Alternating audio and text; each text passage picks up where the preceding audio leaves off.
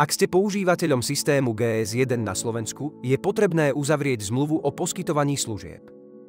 Ak ste spoločnosť bez zmluvného vzťahu s GS1 Slovakia, je nevyhnutné sa najskôr zaregistrovať do systému GS1 na Slovensku a následne uzavrieť zmluvu o poskytovaní služieb.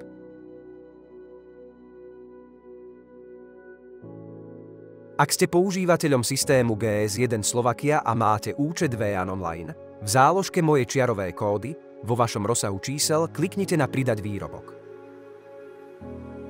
V tejto časti je potrebné vybrať, o aký druh výrobku ide. Pokiaľ sa jedná o víno, šumivé víno a podobne, vyberte vinársky produkt. GETIN sa vygeneruje automaticky. Návod na zadanie jednotlivých údajov nájdete kliknutím na ikonu písmena I na konci každého riadku. Takto pokračujete vo vyplňaní základných produktových údajov. Pokiaľ sa výrobok predáva pod konkrétnou značkou, napríklad Straka, je potrebné ju uviesť a zadať aj do názvu produktu. Fotografiu výrobku vložíte kliknutím na Vybrať súbor. Fotku vycentrujete a prispôsobíte veľkosť výrobku.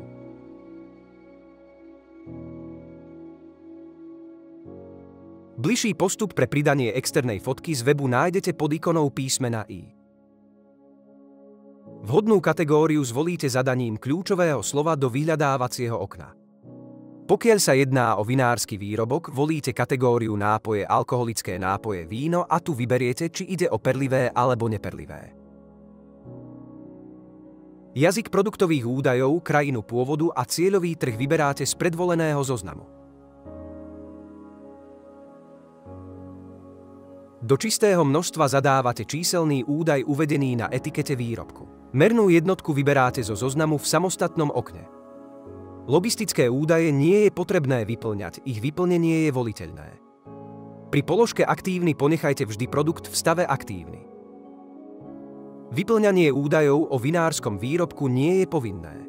Ak sa rozhodnete údaje vyplniť, nie je potrebné uviesť všetky. Nezabudnite však uviesť tie, ktoré vyplývajú z nariadenia. Do políčka výrobca doplňte názov a adresu výrobcu vinárskeho výrobku tak, aby zákazník vedel, kto výrobok vyrába. V kategórii vinárskeho výrobku zvoľte vhodnú kategóriu výrobku. Farba a krajina fľaškovania je rovnako predefinovaná. Je potrebné zvoliť krajinu, kde sa vinársky produkt plnil, nie krajinu pôvodu, odkiaľ víno pochádza. Je možné uviesť aj ročník a obsah alkoholu, nie je to však podmienkou. Ak ročník uvediete, je potrebné ho zadať aj do názvu výrobku a pre ďalší ročník bude potrebné pridať nový výrobok a vygenerovať nový QR kód s iným GETIN číslom. Cukornatosť výrobku je opäť predefinovaná a je možné si vybrať z ponuky. Zloženie, regulátory kyslosti, konzervačné látky a antioxidanty, stabilizátory, iné postupy, číriace prípravky a plyny a baliace plyny opäť obsahujú len vopred predefinované možnosti a vyberáte len látky z definovanej množiny. Ak je niektorá zo zložiek alergén, uvádza sa to aj na etikete.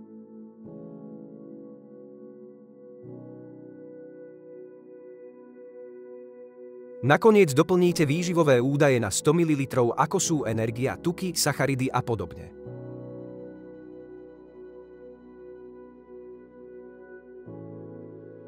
Na záver máte možnosť zobraziť pri údajoch o vašom produkte piktogramy zodpovednej spotreby po kliknutí na zodpovedajúcu hodnotu.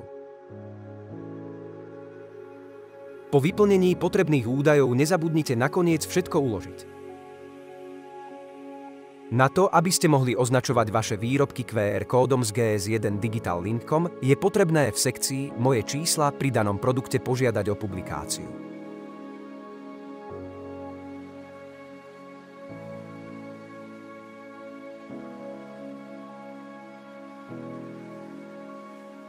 Po schválení publikácie budete mať prístup ku QR kódu z GS1 Digital Link.com na stiahnutie.